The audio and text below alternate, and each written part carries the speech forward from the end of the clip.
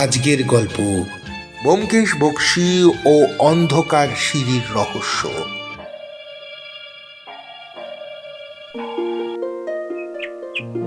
সেদিন ছিল কলকাতার এক অলস গরম দুপুর। আমি তার প্রিয় বৈঠকখানায় বসে একটি ম্যাগাজিন পড়ছিলাম।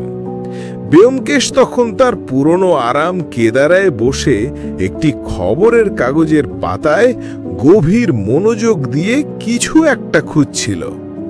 বাইরে অসহ্য গরম আর কলকাতা যেন জ্বলছিল।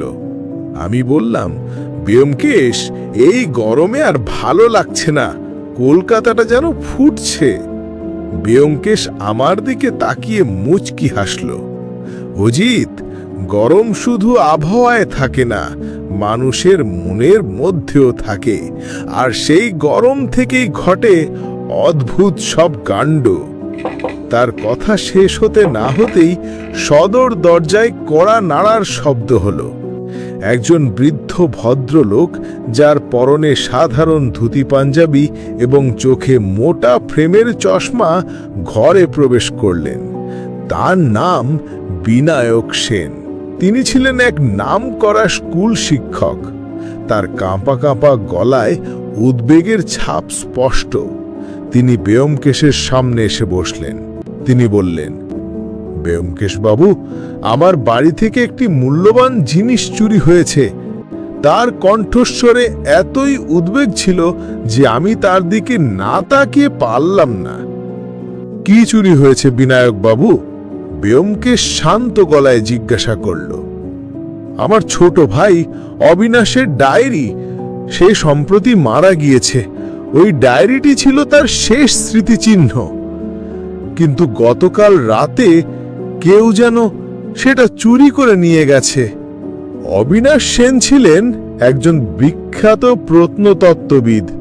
তার মৃত্যু হয়েছিল হৃদরোগে, এমনটাই সবাই জানত। কিন্তু বিনায়ক বাবুর সন্দেহ, এই ডায়েরি চুরির পিছনে কোনো গভীর রহস্য লুকিয়ে আছে। তিনি বললেন, আমার ভাইয়ের ডায়েরিতে এমন কিছু ছিল যা হয়তো কোনো অসৎ লোকের হাতে পড়লে সর্বনাশ হয়ে যাবে। পরদিন সকালে আমরা বিনায়ক বাবুর বাড়িতে গেলাম। বাড়িটা পুরনো আমলের, যেন তার ভেতরে হাজারো গল্প লুকিয়ে আছে। তার মাঝখানে একটি অন্ধকার সিঁড়ি যা উপরের তলায় যায়। অবিনাশবাবুর ঘরটি ছিল দোতলায়। ঘরে ঢুকে দেখলাম সবকিছু ঠিকঠাক আছে, শুধু লেখার টেবিলের ড্রয়ারটি খোলা। সেখানেই ডায়েরিটি থাকতো।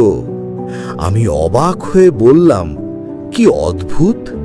চোর শুধু একটি ডায়েরি নিয়েই গেল, অন্য কোনো মূল্যবান জিনিসপত্র নিল না।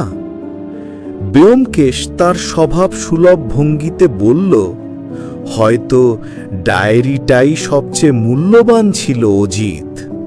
আমি বললাম, হ্যাঁ, কিন্তু কেন? কি ছিল সেই ডায়েরিতে? আমি জানতে চাইলাম।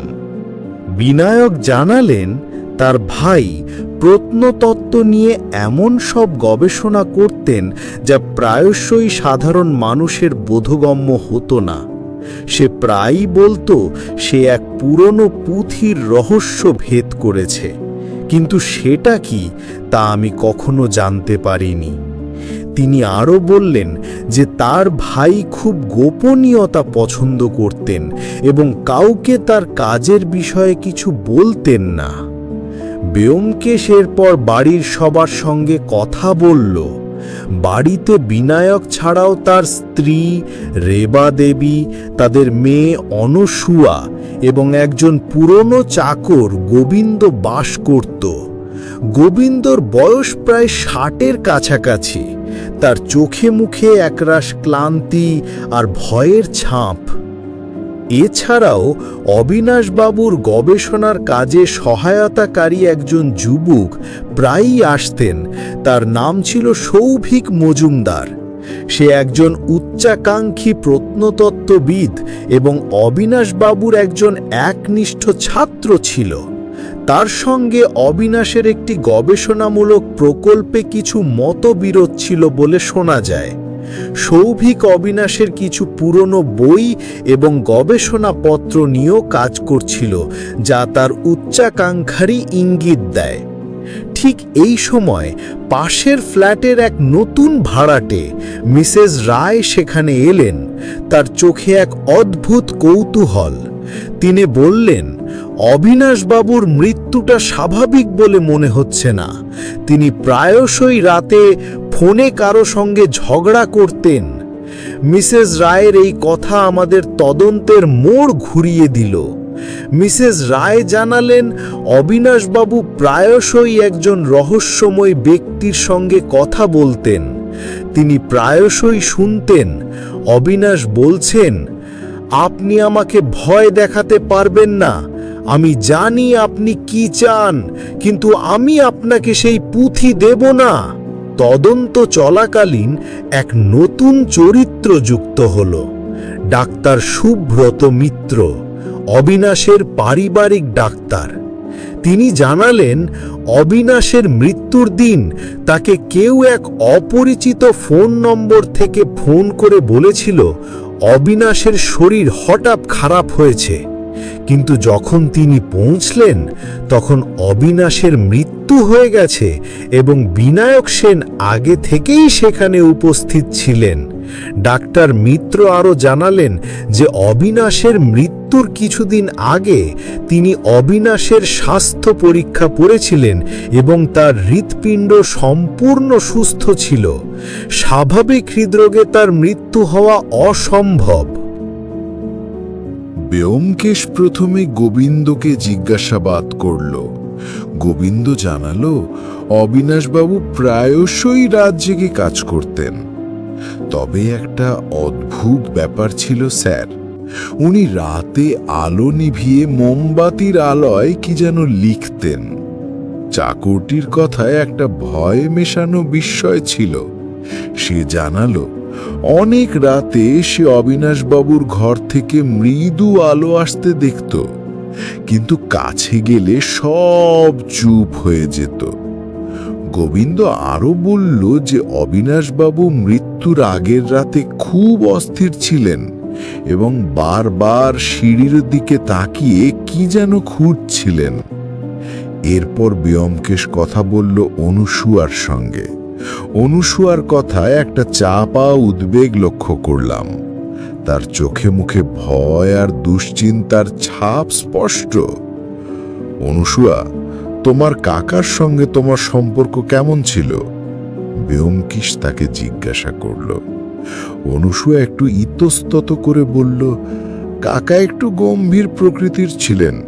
তার সঙ্গে আমাদের তেমন সখ্য ছিল না, কিন্তু তিনি প্রায়ই আমাকে বলতেন, কিছু গোপন কথা আছে যা একদিন তোকে বলতে হবে। এই কথাটা শোনার পর ব্যোমকেশের চোখের চাউনি আরো তীক্ষ্ণ হয়ে গেল।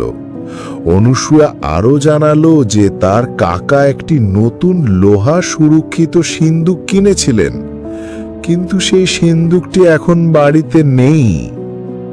বাড়ি থেকে ফেরার পথে আমি বললাম, পুরনো পুঁথি, মোমবাতি, অন্ধকার সিঁড়ি সবকিছুই রহস্যময় লাগছে। সৌভিকের কথাগুলো যেন কেমন যেন অদ্ভুত। আর ওই লোহার সিন্দুকটাই বা কোথায় গেল? ব্যোমকেশ হাসল। অজিত, রহস্যের সমাধান এই সব কিছুর মধ্যেই লুকিয়ে আছে, কিন্তু সেটা কিভাবে সাজানো হয়েছে সেটাই আসল প্রশ্ন। পরদিন সকালে এক অদ্ভুত খবর এলো, অনুসূয়া নিখোঁজ। সবাই বলল সে কোথাও পালিয়ে গেছে, কিন্তু ব্যোমকেশ সেটা বিশ্বাস করল না। আমরা আবার বিনায়কবাবুর বাড়িতে গেলাম। ব্যোমকেশ সোজা সেই অন্ধকার সিঁড়ির দিকে গেল। সিঁড়ির প্রতিটি ধাপ সে মনোযোগ দিয়ে দেখতে লাগলো। হঠাৎই সে একটি ধাপে থামল। অজিত, এই ধাপটি একটু আলাদা। একটা ধাপের কোণে সে একটি ছোট্ট গর্ত দেখতে পেল। এর মধ্যে কিছু কাগজ গোজা ছিল।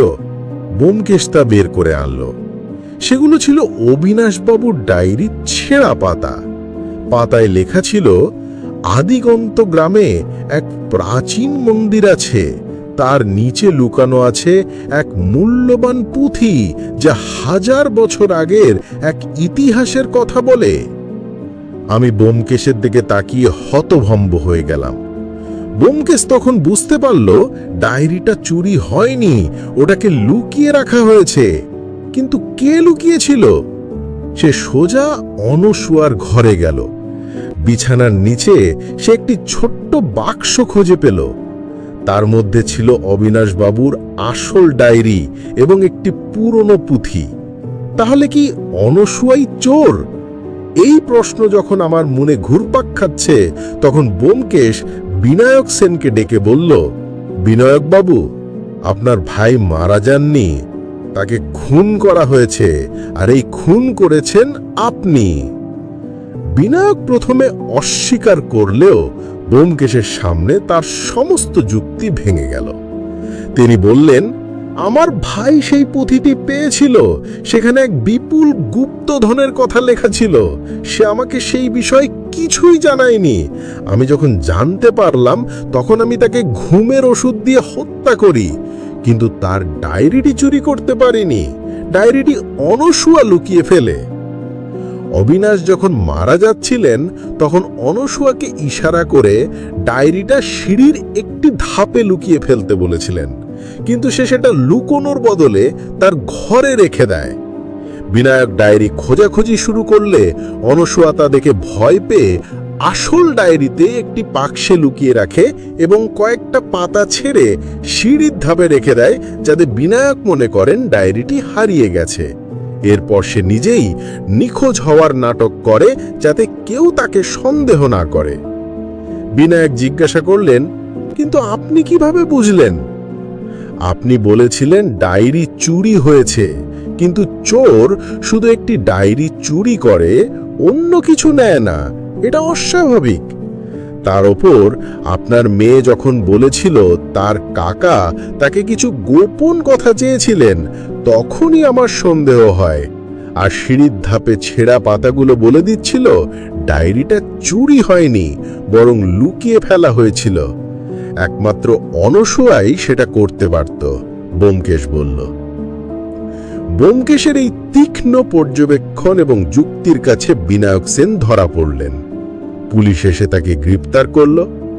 আমি শুধু তাকিয়ে রইলাম ব্যোমকেশের দিকে, তার মুখে সেই চিরপরিচিত হাসি। অজিত, সত্য সবসময় লুকানো থাকে না। আমাদের কাজ হলো শুধু সেই সত্যটাকে খুঁজে বের করা, ব্যোমকেশ বলল।